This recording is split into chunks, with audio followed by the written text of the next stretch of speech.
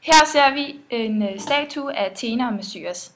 Til venstre ser vi Athene, og til højre ser vi Marsyas, satyren, og ved deres fødder kan vi se dobbeltfløjten.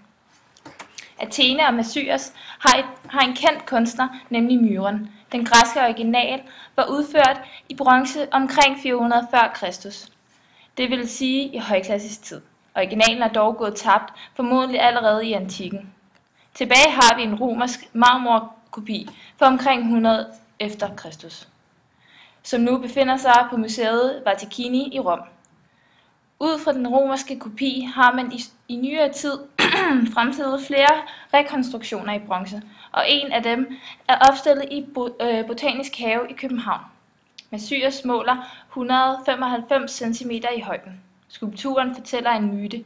I denne har gudinden Athene netop henkastet den dobbeltfløjte bort, som hun selv havde opfundet, fordi hun syntes, hun så grim ud med oppustede kinder. I samme øjeblik viser den grimme og muntre satyr Marsyas sig og snupper dobbeltfløjten. Myten siger så, at han blev så skarp til at spille på den, at han til sidst udfordrede musikguden Apollon til en musikdyst.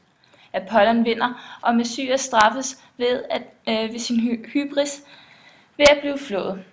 Hans hud blev derpå hængt op i en grotte i Fygrin i Lilleasien. Skulpturen har mange typiske højklassiske træk.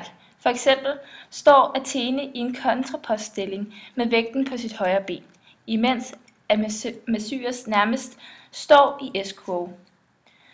Athenes ansigt er uden særligt udtryk, hvorimod at Marsyas ser ud til at have mere fristet, dyrisk og løsdrevent ansigtsudtryk. Det er desuden tidstypisk, at kunstneren er fascineret af mandens krop frem for kvindens. Dette er tydeligt i og med, at manden er nøgen, og hans muskulatur er gennemarbejdet. Kvinden, Athene, er derimod påklædt i det typiske tøj, der karakteriserer hende. Hun bærer dragt og hjelm, og hun har et spyd i højre hånd, og hendes hår er opsat. Kontrasten mellem de to statuer er slående. Athene er værdig med stolthed passende for en gudinde, og hun skjuler sin interesse for fløjten, fordi at hun synes, det var grimt. Hun fremstår forfinet i forhold til naturbarnet Marsyas. Hans muskuløse krop står i kontrast til hendes spinkle krop. Dette er paradoksalt, fordi Athene i virkeligheden er langt stærkere end ham, fordi hun netop er gudinde, og han er satyr. Disse kontraster er måske det næstvigtigste fokus i skulpturen. Dog er Myrons hovedfokus i skulpturen klart af figurernes bevægelser. Det er nemlig tydeligt, at kunstneren Myros tidstypisk har fokuseret på figurernes bevægelser og muskulatur, ligesom hans nok mest kendte skulptur, Diskuskasteren. Også i denne skulptur fastholder Myron bevægelser i et moment. Myron har sikkert forestillet sig satyren blive overrasket og fristet, og dette moment vil han fastholde. Athenes og Marsyas bevægelser er interessante, fordi de er modstridende. Athene har to bevægelser.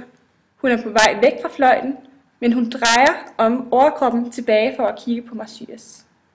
Marsyas er derimod på vej frem mod fløjten, men han læner sig tilbage, i det han overrumbles af synet af fløjten. I figurerne er bevægelserne vigtigere end kroppen.